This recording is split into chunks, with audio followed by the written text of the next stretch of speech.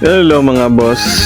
Another day, another Golden Smile Studio photo booth event. So maing buntag kaninyo tanan niya mga boss no. Naabot pod tay mga event. So gani siya mga boss ang atong client mga boss. Graduation gani mga boss sa MSU IIT IDS class of 2026. So mao na nga to ang background sa ato ang photo booth Retro Mirror, first and only in Iligan City and entire universe. Okay? So mga boss, mo na siya.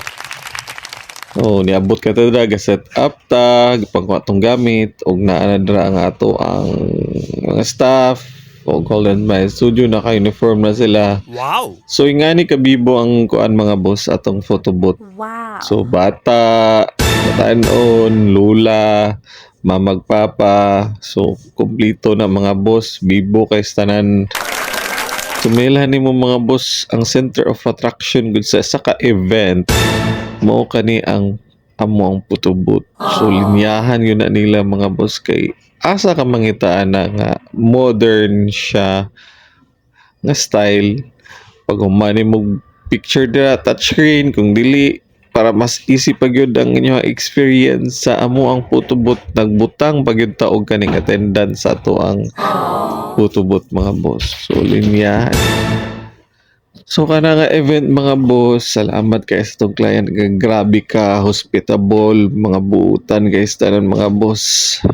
Grabe good, wag good mastorya good mga boss sa ilahang event. So lingaw kay sila, na appreciate po nila nga ato ang serbisyo no. Salamat po kayo ma'am sa inyohang pagsalig sa mo ang services nga nahahatag sa inyo ha.